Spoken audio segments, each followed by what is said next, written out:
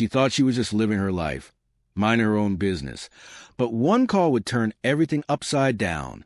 A stranger, a rule, a claim that seemed impossible, yet somehow it threatened to strip her of what was rightfully hers. In the blink of an eye, her world became a maze of accusations, secrets, and power struggles she never asked for. How far would someone go to erase the truth? And what happens when justice is buried beneath lies? But what she didn't know was that the truth had a way of coming back, in ways she never imagined. It was a quiet Saturday morning. Sarah had just stepped into her backyard, coffee in hand, ready to enjoy the first moments of peace before the day began. Her neighborhood was familiar, comforting. The same fences, the same sidewalks, the same faces waving as they went about their routines. Everything seemed ordinary, predictable, safe. But that calm was a fragile illusion. A single knock on her door, a single accusation whispered behind clipped smiles, would soon shatter the comfort she had always taken for granted. A claim so outrageous it seemed impossible. But impossible didn't matter. What mattered was that it threatened to unravel not just her sense of security, but a very foundation of fairness she had trusted for years. In the world she knew, rules were meant to protect, not punish. But what she was about to face would test that belief in ways she couldn't yet imagine. Rehook. And just when she thought it was a simple misunderstanding, the truth waiting in the shadows was about to ignite a battle she never saw coming. Sarah's peaceful morning vanished the moment she opened the door. Across the threshold stood Karen, clipboard in hand, sunglasses shielding the smug certainty in her eyes. She claimed Sarah's fence was crossing an imaginary boundary, her property, her rules, her version of reality. At first, Sarah laughed. Surely this was a joke. But Karen's sharp tone, the way her finger jabbed toward the fence, left no room for humor. This wasn't a neighborly disagreement. It was a declaration: obey or face consequences. The next day, orange flags appeared like tiny sentinels across Sarah's yard, planted with precision that screamed intimidation. The HOA had been dragged in, and suddenly she wasn't just defending a fence. She was defending her right to exist in a space she had called home for years. Papers arrived demanding compliance, deadlines looming, threats of fines that seemed unreal.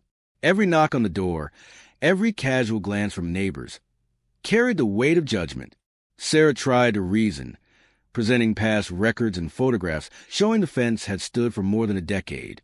But Karen's evidence, a crooked photo, a blurry online map, was treated as gospel by the HOA, which seemed more invested in politics than truth. Each day the tension grew, the whispers in the cul-de-sac louder, neighbors choosing sides, some silently cheering her struggle, others nervous to challenge Karen's relentless scrutiny. Sarah felt cornered, trapped in a game she hadn't agreed to play. Then came the surveyor, a quiet man named Jim with calm eyes and steady hands, setting up his tripod like a soldier preparing for battle. Karen hovered, confident, certain she had finally summoned an authority who would prove her point. But as Jim measured, checked, and double-checked every line, the first cracks appeared. The fence, perfectly placed all along, sat within Sarah's rightful property. Karen's smug confidence faltered, her empire of rules showing its first signs of weakness. Yet she didn't give up. She retreated, only to plot new schemes, new complaints, new ways to manipulate the system that was supposed to serve everyone equally. The fight escalated further when the HOA announced a neighborhood-wide audit, all because of Karen's obsession. Suddenly, Sarah wasn't alone. Neighbors were drawn into the chaos, paying for surveys and boundary checks, realizing too late how one person's prejudice could ripple across a community. Every interaction became a test of patience and resilience. Every phone call from the HOA, a reminder that fairness often bends under the weight of power and personal bias. But even as frustration mounted, Sarah discovered something horrifying. Karen had known the truth for years, signing boundary corrections that nullified her accusations. The depth of the deception became clear. This wasn't just an overzealous neighbor. It was a calculated, systemic attempt to assert control, to intimidate, to erase justice. And now, armed with knowledge, Sarah faced a choice: retreat quietly or fight back with everything she had. The next HOA meeting was packed. Sarah walked in carrying a binder heavier than her anxiety. Each page a piece of truth she had fought for, evidence that could topple years of lies. Karen arrived late, sunglasses hiding the flicker of doubt she hadn't shown anyone yet, clipboard in hand like a weapon. The room buzzed with anticipation. Neighbors murmuring, eyes fixed on the unfolding tension. Sarah stood, heart racing, and laid the binder on the table with decisive thunk. Each document inside was a county-verified plat map, showing beyond doubt that her fence had been perfectly placed, legally sanctioned, and that Karen herself had signed corrections years ago. A silence fell, thick and suffocating. Faces turned toward Karen, whose smug confidence now wavered. Fingers had pointed, voices had shouted. All faltered under the weight of undeniable truth. Karen's lips trembled as she tried to speak, to cast doubt, but her words stumbled against the facts. The room seemed to shrink, all eyes on her, her power evaporating like mist under the morning sun. Murmurs grew into voices, voices into exclamations. Neighbors sharing their own stories of harassment, of false complaints, of wasted time and money. The illusion of control Karen had built over years collapsed piece by piece. In that moment, Sarah felt every ounce of fear, frustration, and exhaustion collide with a surge of vindication.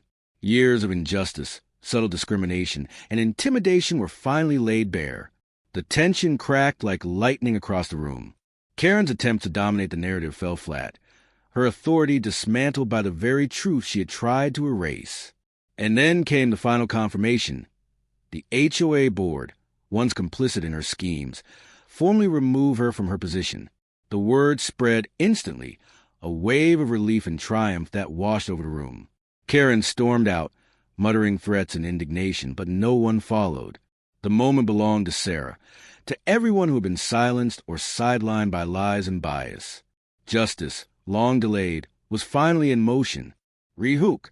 But even after victory, the aftermath would reveal just how deep the damage had run. And the lessons learned would affect the entire neighborhood in ways no one had expected. The chaos finally subsided.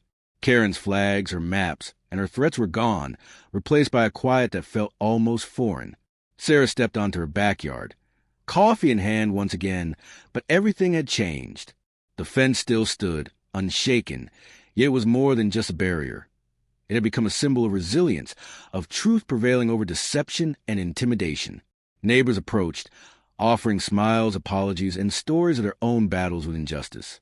What had started as a personal fight had uncovered a larger truth. Systems meant to protect could be twisted, and prejudice could hide behind authority, rules, and appearances. It was a stark reminder that fairness is not guaranteed. It must be defended relentlessly and courageously. Sarah knew she was lucky. Many face discrimination and manipulation daily, their voices silenced or ignored. This was a fight about property lines, yes, but it was also a fight against the subtle ways bias seeps into everyday life, against the people who weaponize rules to assert power over others. The victory was sweet, but it came with a weight, vigilance, awareness, and the courage to speak out. As she looked across the neighborhood, she realized the lesson was clear.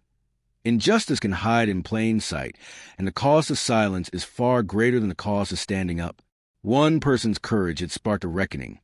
But how many stories go unheard? How many lives remain unchallenged? And how many truths are buried under the weight of prejudice? Sarah's backyard was calm again, but the world beyond was far from simple.